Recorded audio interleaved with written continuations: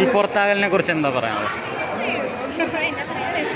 ജനങ്ങളുടെ മനസ്സിൽ ഇപ്പോഴും ഉണ്ട് അത്. ആ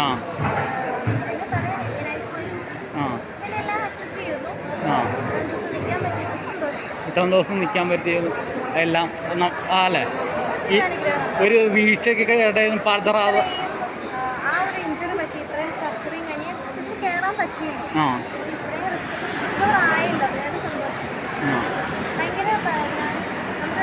നമ്മുടെ ഫാമിലിയിൽ നമുക്ക് എന്തൊരു ഭർത്താവ് ഇങ്ങനെ സിറ്റുവേഷൻസും കണ്ടീഷൻസും ഉണ്ട്.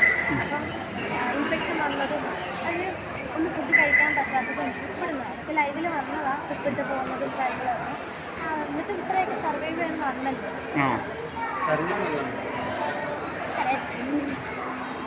പുള്ളി സ്ട്രോങ് ആയതുകൊണ്ട് തിരിച്ചു. സർവൈവൽ ഓഫ് ഫിറ്റസ്റ്റ് എന്ന് പറഞ്ഞ ഒരു ഷോ തന്നെയാണല്ലോ ബിഗ് ബോസ്. അപ്പോൾ അങ്ങനെ നോക്കുമ്പോൾ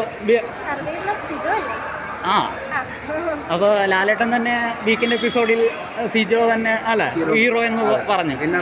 ലാലേട്ടൻ അത്ര വലിയ മനുഷ്യൻ, സിജോനെ ഹീറോ. അപ്പോൾ അങ്ങനെ ഒരു പറഞ്ഞപ്പോൾ എന്താ തോന്നിയത്? നീ ഒട്ടും ഫോർമൽ ആവണ്ട, നീ സ്വന്തം നീ നോർമൽ എങ്ങനെയാണ് സിജോയുടെ ഏറ്റവും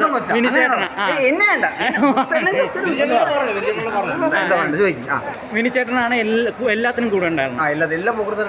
അല്ല, ഹോസ്പിറ്റൽ കേസും എല്ലാം വന്നപ്പോൾ കൂടെ ഉണ്ടായിരുന്നു. ബിഗ് ബോസ് പ്രത്യേകം എടുത്ത് പറയുകയും ചെയ്തു മിനിച്ചേട്ടനാണ് കൂടെ ഉണ്ടായിരുന്നു. അപ്പം ഇത്ര വീഴ്ചയുടെ ഇടയിലും സിജോ തിരിച്ചു വന്നു. സിജോയ്ക്ക് ഒറ്റ പർപ്പസും ഇതിനകത്ത് കാശോ അല്ലെങ്കിൽ ഇതൊന്നും അല്ല. മെയിൻ പർപ്പസ് വെച്ചാൽ എത്ര ഇഷ്യൂ വന്നാലും അവന് അത് ഫുൾ കളിക്കണം, കപ്പെടുക്കണം തന്നെയാണ്. അവിടെ പറഞ്ഞ പോലെ ജനങ്ങളോടുള്ള കമ്മിറ്റ്മെന്റ് ഇതിനകത്ത് എഫേർട്ടും കാര്യങ്ങളും മാത്രമല്ല, കുറച്ചൊക്കെ ഭാഗ്യം വേണം. ഭാഗ്യമില്ല എന്ന് മാത്രമേ ചിന്തിക്കാൻ പറ്റും. എന്തായാലും ഭാഗ്യം കുറച്ചുകൂടെ വേണമായിരുന്നു. ഞങ്ങൾ ചെയ്യേണ്ടതൊക്കെ നമ്മൾ മാക്സിമം ചെയ്തു, അവൻ ചെയ്യേണ്ട മാക്സിമം ചെയ്തിട്ടുണ്ട്. ഒരു അൺഎക്സ്പെക്റ്റഡ് സീസൺ ആയിട്ട് തോന്നി. അല്ല, ഇപ്പം ഓരോരുത്തർക്കും ഓരോ ബുദ്ധിമുട്ടുണ്ടാവും. അപ്പം നമുക്ക് കിട്ടാതാകുമ്പോൾ സങ്കടം ഉണ്ടാവും. പക്ഷെ അല്ല, ഈ സീസണിന് മൊത്തം അൺഎക്സ്പെക്റ്റഡ് ആയിട്ടുള്ള ഒരു സീസൺ ആണല്ലോ. ഒരു രാജാവില്ല, അത് രാജാവില്ല, അത് ഈ സീസണിലെ അല്ലേ? അത് നമ്മൾ അൺഎക്സ്പെക്റ്റഡ് ആകാത്ത ഈ നെഗറ്റീവ് സായിയുടെ ഒരു കോംബോ നെഗറ്റീവ് ഒരിക്കലില്ല. അതൊന്നും ഞാൻ അങ്ങനെ ചിന്തിക്കാൻ പോലും പറ്റുന്നില്ല. സായിയുടെ കോംബോ നെഗറ്റീവ് എനിക്ക് തോന്നുന്നു. അങ്ങനെ ഇതിലും നമ്മൾ അതൊക്കെ ചുമ്മാ അടിച്ചെടുക്കുന്ന കാര്യങ്ങൾ. ഏതെങ്കിലും കോമ്പോ നെഗറ്റീവ് ആകുന്നത് എനിക്ക് സൗഹൃദം.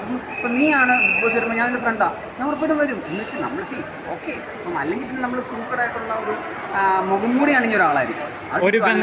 പിന്നെ ഒരിക്കലും സിജോയുടെ നിൽക്കാൻ എടുക്കും. സിജോയായിട്ട് നാട്ടുകാരുടെ പ്രതികരണം അങ്ങനെയാണ്. സിജോ ചേട്ടന് ഇപ്പോൾ ആ ഒരു ഇഞ്ചുറി സംഭവിച്ചായിരുന്നല്ലോ, ആ ടൈമിൽ ഞാൻ കൂടെ വേണം എന്നുള്ളൊരു തോന്നലൊക്കെ ഉണ്ടായിരുന്നു. ഒന്ന് കാണണം എന്ന് അതിന് ആ ടൈമിൽ കണ്ടായിരുന്നു. അതോ ഇപ്പോഴാണോ കാണുന്നത്? അതിൻ്റെ ലൈവിലൂടെയാണ് കാണുന്നത്, അല്ലാതെ കണ്ട് ഹോസ്പിറ്റലിലുള്ള സംഭവം ഒന്നും അറിയുന്നില്ല.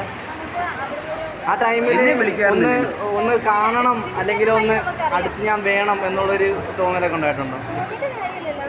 അല്ല, അപ്പോൾ ഉള്ള ഫീലിംഗ് എന്തായിരുന്നു? ആ ഒരു ഒന്ന് കരയണം എന്നൊക്കെ തോന്നി അത് കാണാതെ?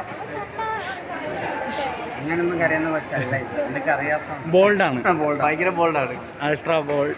സിജോയുടെ നെടുന്തൂണ്. ഞാൻ ഇൻഫർമേഷൻ പാസ് ചെയ്യുമായിരുന്നു.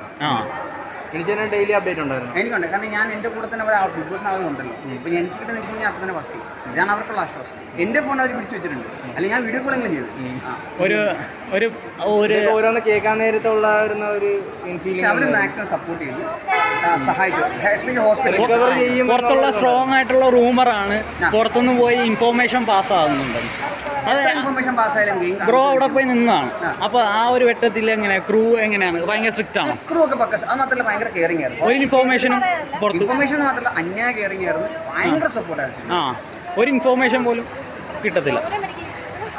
ഭയങ്കര സപ്പോർട്ട്, അത് പറയാതിരിക്കാൻ പറ്റില്ല. മെഡിക്കൽ സപ്പോർട്ടൊക്കെ പക്കയാണ്.